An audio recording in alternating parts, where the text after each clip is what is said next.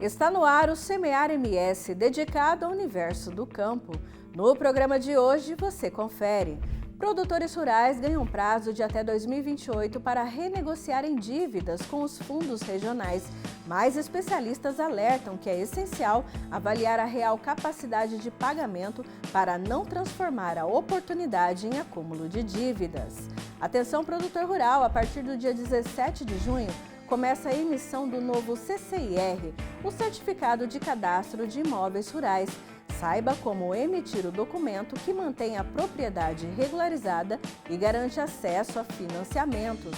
No bate-papo com o produtor, nós vamos analisar o desempenho do milho no sul do estado e alternativas de culturas de inverno rentáveis na região. E mais, Centro de Ecoterapia da Polícia Militar Ambiental de Dourados conquista a regularização da área onde funciona o projeto, o que permitirá a ampliação da estrutura. Saiba como essa medida vai beneficiar ainda mais famílias atendidas pela iniciativa. Tudo isso agora no Semear MS.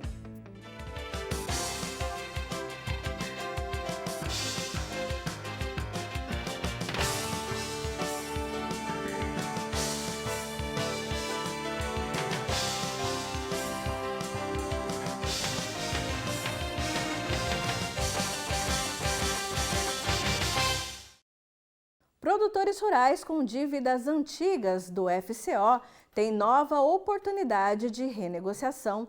O prazo foi reaberto e pode beneficiar milhares de agricultores em todo o país.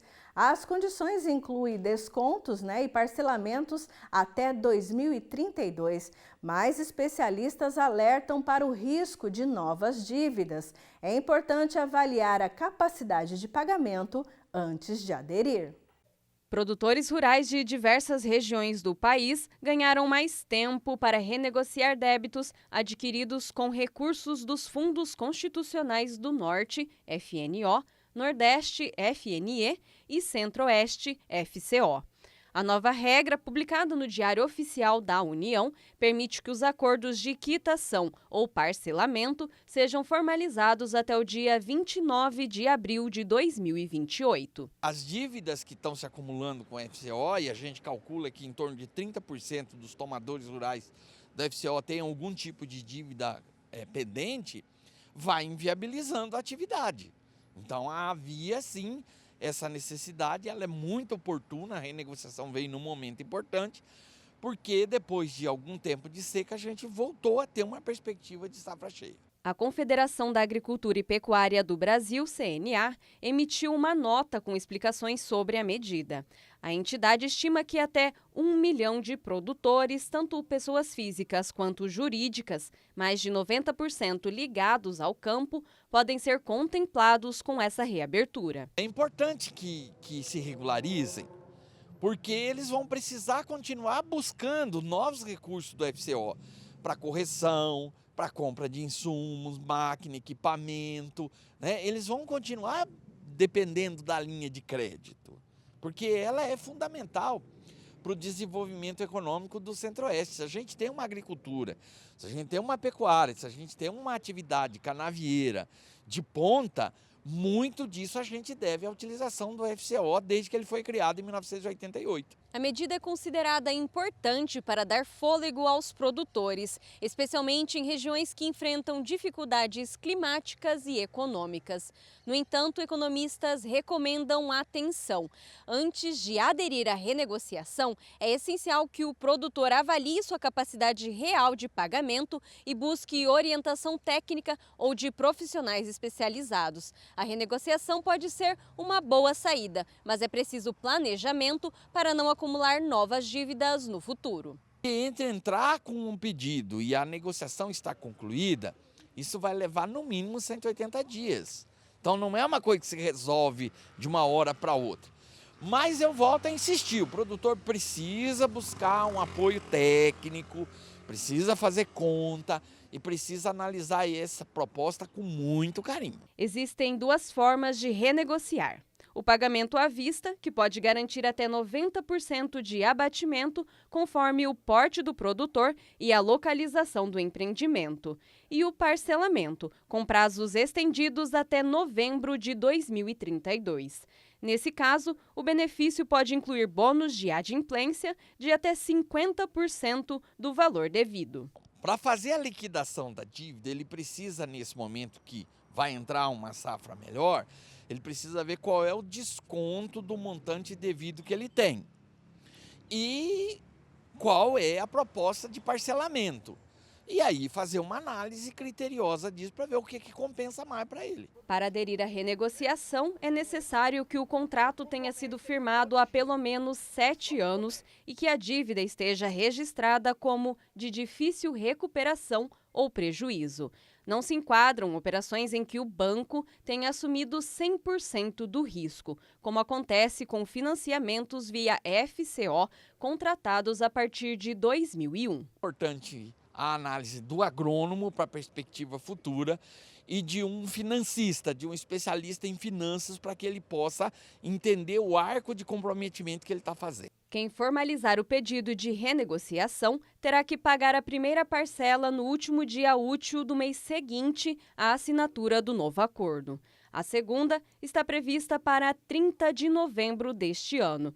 Depois disso, os pagamentos serão anuais, com a última parcela marcada para 2032. E chegou aquela hora de ficar por dentro dos principais eventos do agro no Brasil. Pegue papel e caneta e anote tudo o que rola na nossa agenda rural.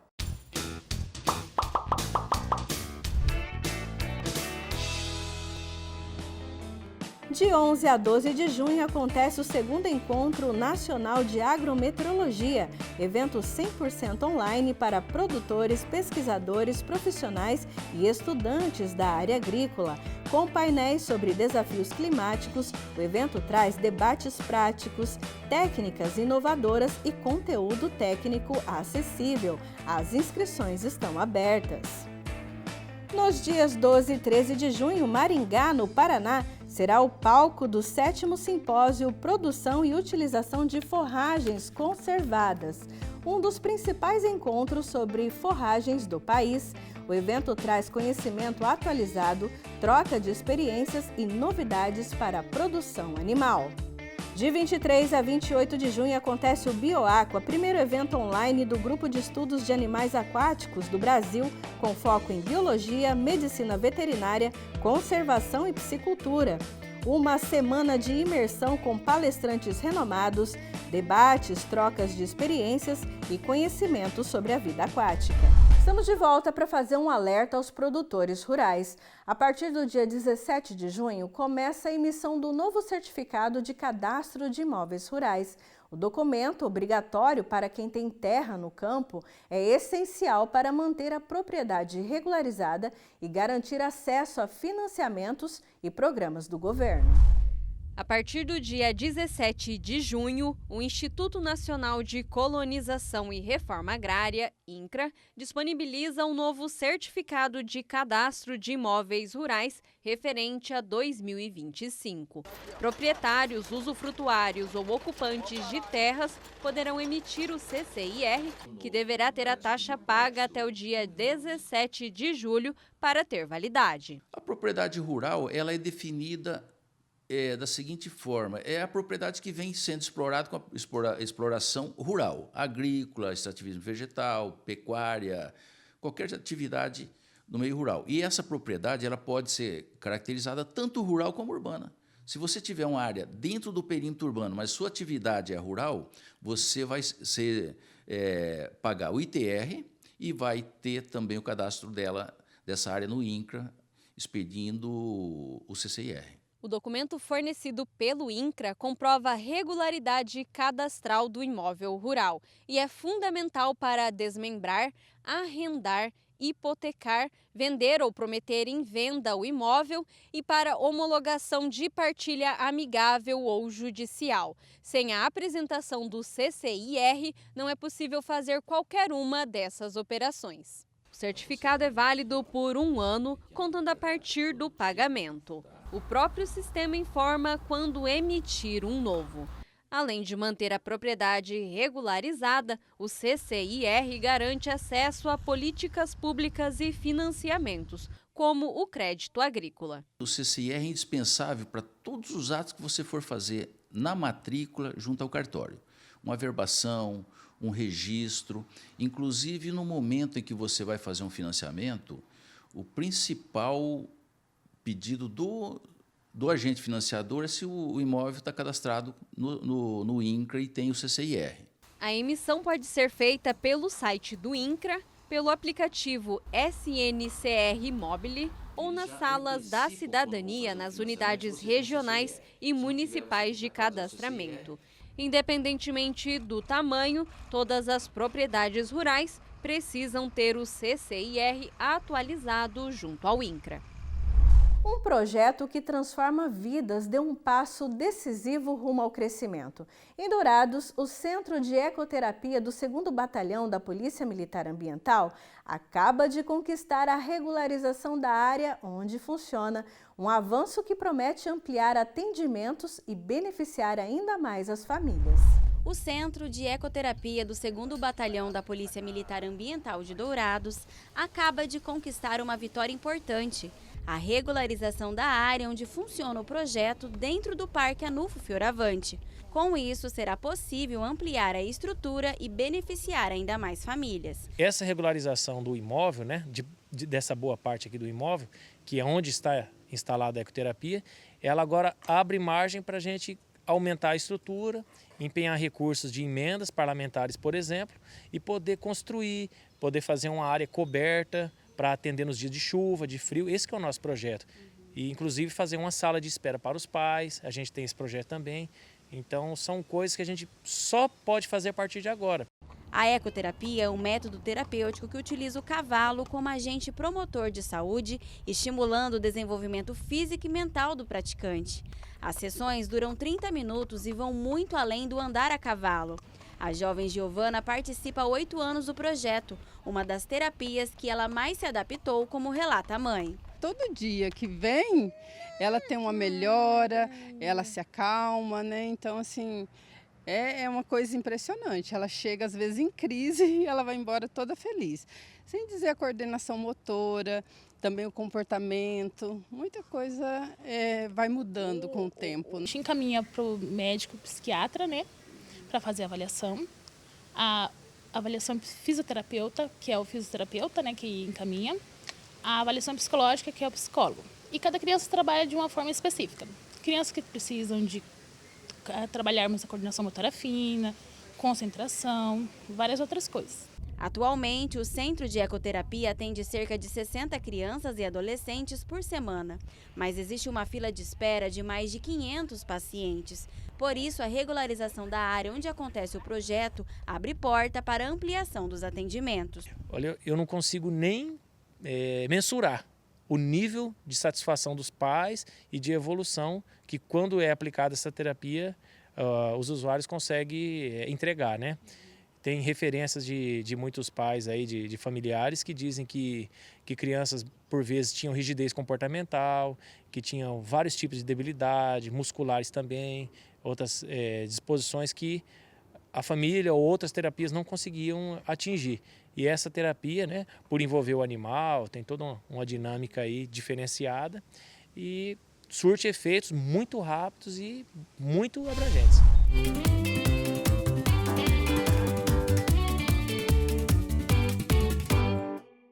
Olá, começa agora o bate-papo com o produtor e o tema de hoje é o desempenho, da região sul do estado em relação à safra do milho e alternativas aí de cultura outono e inverno. E para falar desse tema, a gente convidou o Birajara Fontoura, que é engenheiro agrônomo, pesquisador do Instituto MS Agro.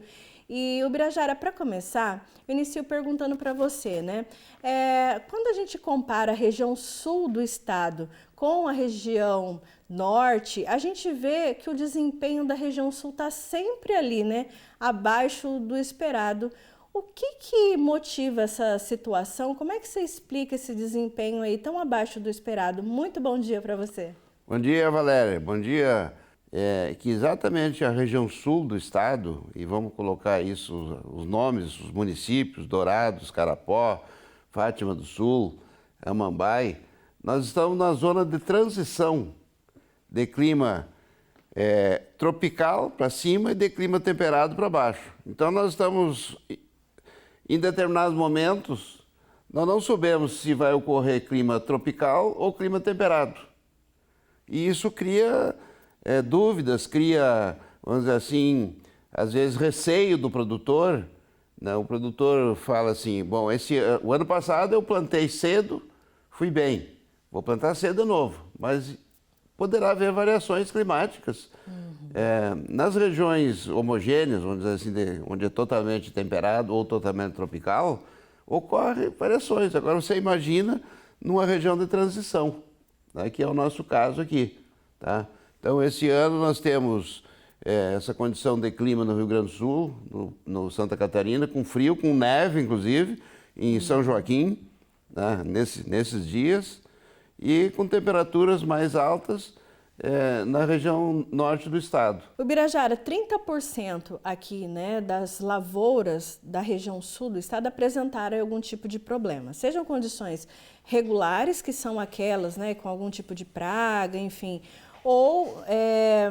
e também a questão da estiagem, né, no comecinho ali do plantio, ou também condições ruins, né, que são aquelas lavouras assim que realmente tiveram problemas mais graves.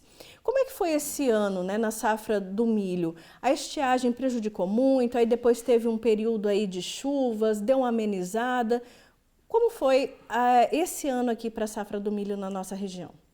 Olha, Valéria, nós viemos acompanhando a cultura da soja desde o ano passado, quer dizer, nesse aspecto aí.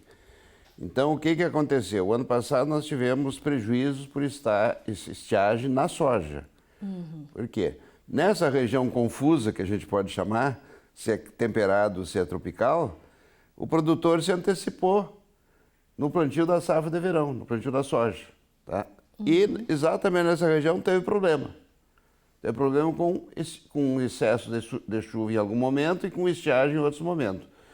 Então a gente diria o seguinte, que em média o produtor vai precisar começar a tomar alguns cuidados para não antecipar excessivamente a cultura de verão.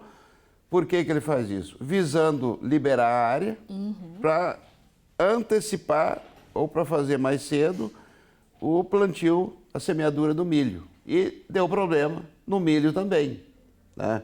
Por essa antecipação. A gente costuma dizer que a época ideal para iniciar, em média, considerando médias, porque em agricultura nós temos que considerar a média. Eu acabei de falar aí nessa transição, na área de transição. Então nós temos que considerar a média. Fazer plantios de milho a partir de 10 de fevereiro. Tá? Então, a maior parte dessas lavouras de milho com problema foram plantios em janeiro. Tá? A gente fez aí um giro, que eu costumo dizer, numa rota aí já conhecida, Dourados, Carapó, Amambai, Laguna Carapã, Dourados novamente, parte de Aral Moreira, parte de Ponta Porã, né? Que aconteceu exatamente esse problema com as duas culturas, tanto com a cultura de verão, que é a soja, como a nossa safra de milho, o milho outono e inverno, ou conhecido pelos produtores, pelas pessoas da região, como a nossa conhecida safrinha, né? Certo. Entendeu? E aí, Ubirajara, além dessa questão hídrica, né, a falta de água aí que prejudicou o início ali do plantio, para quem se antecipou, a gente também teve algumas questões aí de pragas também ocorrendo nas lavouras. Quais foram aí os principais problemas fitossanitários aí que você destaca, que aconteceram aqui na nossa região? Exatamente, Valéria. Então, quando nós temos um organismo debilitado, isso nós podemos puxar esse entendimento para o nosso organismo. Quando o nosso organismo está debilitado, ou quando a planta está debilitada, qualquer praga ou qualquer doença se instala com grande facilidade nesse organismo. Então, nós tínhamos um milho com início de desenvolvimento insatisfatório, a planta não estava bem estabelecida, com problema radicular, com problema de estresse hídrico no início do desenvolvimento, porque a gente precisa considerar que a planta, o bom desenvolvimento da planta, começa lá quando ela é criancinha, quando ela é jovem, quando ela é nova. Tá? Então, se ela teve problemas de formação inicial, ela vai ser uma planta defeitosa. Quer dizer, nós não começamos a perder aquela capacidade de máxima produtividade. Sim. A cada momento desse, nós vamos perdendo sacos por hectare, vamos perdendo quantidade de produto, seja grão, seja na produção de carne, na produção animal. Se nós tivermos má formação inicial, nós vamos ter uma planta com dificuldade de se recuperar. Então, quando o produtor, o técnico mesmo, fala, não, agora com essa chuva nós vamos recuperar. É muito difícil quando a formação inicial é prejudicada, de nós termos uma recuperação.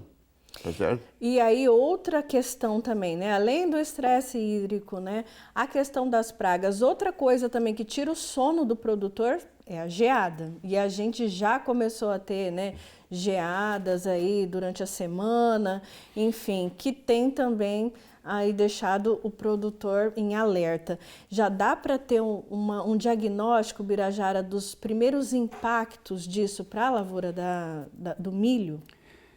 Nós temos que entender, voltando, não sendo repetitivo, mas repetindo, que nós estamos numa área de transição. Sim. Nós não temos certezas com relação ao clima. Então, essa ocorrência de geada, ela poderá vir.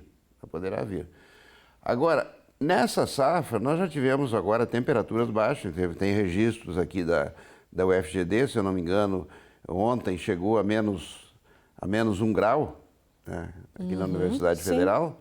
Na Embrapa, se eu não me engano, chegou a 3,3. Né? Isso aí não é suficiente para formar geada,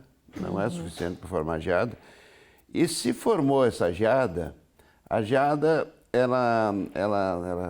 como as nossas áreas estão razoavelmente bem cobertas, né, com a cultura do milho, ou mesmo aqueles produtores que fazem o consórcio braquiária milho, a área está coberta.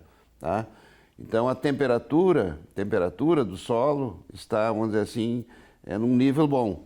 E essa geada, essa formação de geada, ela vai ocorrer na superfície. Né? Como o milho está bem desenvolvido, de um modo geral, com essas exceções aí do extremo sul, né?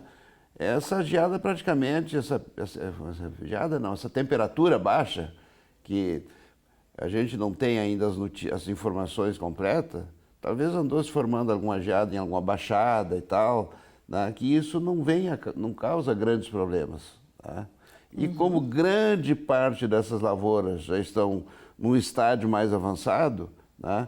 Os prejuízos, até o momento, deverão ser mínimos. Menos mal, né? Essa questão da gente estar nessa área de transição, que o senhor diz, né? E a gente está enfrentando grandes adversidades climáticas, enfim, questão de pragas. O senhor acredita que é a hora do produtor rural começar a pensar em algumas alternativas para o milho? A gente vê aí um crescimento, né, no plantio do sorgo, aveia, e agora a grande novidade é carinata aqui, né, na nossa região. O senhor vê essa situação como uma alternativa para começar a substituir o milho aos poucos? Valéria, eu diria que não há necessidade de substituir o milho. Nós temos mais de 4 milhões de hectares da cultura de verão, que é a soja. Tá? 4 milhões e 200 mil aproximadamente, ou seja, mais de 4 milhões. E temos somente 2 milhões e 100 aproximadamente dessa mesma área da soja ocupada pelo milho. Então nós temos uma sobra aí de 2 milhões de hectares que são usados no verão e que, entre aspas, não são usadas totalmente no período outono e inverno, ou na dita safrinha. Então nós temos aí um espaço para ser ocupado com algumas culturas. E eu começaria com uma cultura que eu trabalhei muito tempo, que é o trigo, que nós já sabemos que tem um potencial, tá? Que tem tecnologia disponível, tem infraestrutura de produção, que é a mesma infraestrutura que o produtor já usa para a soja, já usa para o milho. Alguns produtores, não, mas o milho não tem, o trigo não tem mercado. Mas eu acho que não interessa só o mercado, tá? Interessa que o produtor está tendo uma alternativa para somar com a cultura de verão, certo?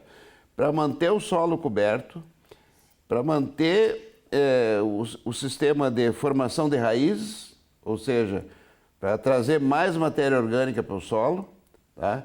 Então nós temos alternativas. Nós temos o sorgo, uma alternativa que nós estamos vendo aí grande interesse da indústria de ração de incluir o sorgo na produção de ração, tá?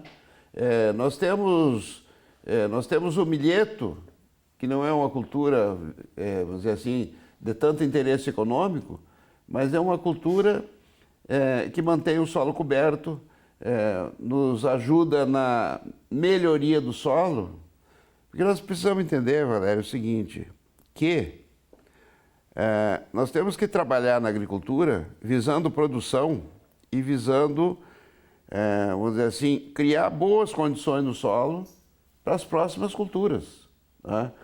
E essas boas condições significa manter o solo coberto, significa plantar culturas que produzam raiz, tá? Que nós temos uma grande deficiência de matéria orgânica. E matéria orgânica é construída com produção de raiz. Essas informações todas, elas, muitas vezes, o produtor rural sabe que tem que fazer, mas ele não sabe, às vezes, como fazer. E, nesse sentido, eu pergunto ao senhor, diante de tantas alternativas que o senhor tem destacado aí, como a aveia, o trigo, né, sorgo, carinata, o Instituto MS Agro, ele tem desenvolvido algumas ações aí para ajudar o produtor rural nessa tomada de decisão?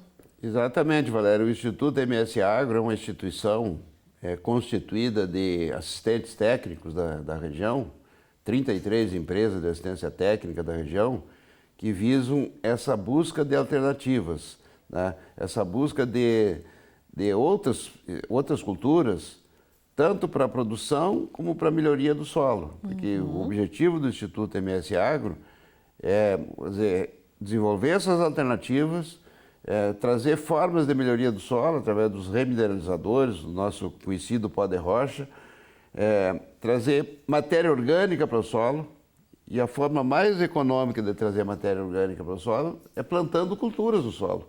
Porque o que forma matéria orgânica em abundância são as raízes. Eu não vou resolver matéria orgânica só com a palhada superficial ou trazendo fertilizante orgânico de fora.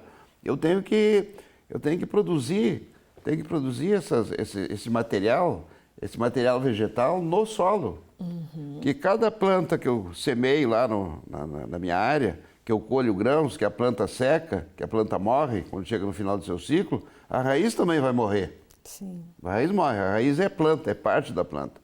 Então, essa situação vai me fazer com que eu melhore a aeração do solo, porque essas raízes vão apodrecer, no termo comum. Essas raízes vão abrir os canais do solo para infiltração da água, então nós vamos amenizar o problema da estiagem.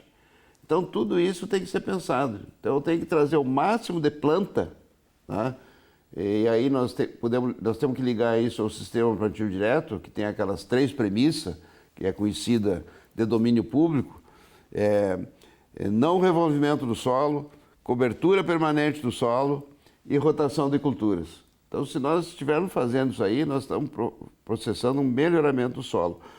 Então, as culturas, ditas culturas alternativas, às vezes elas não são tão importantes economicamente, mas elas são importantes indiretamente. É isso que nós temos que fazer. Elas vão contribuir para o melhoramento do solo também, né, Ubirajara?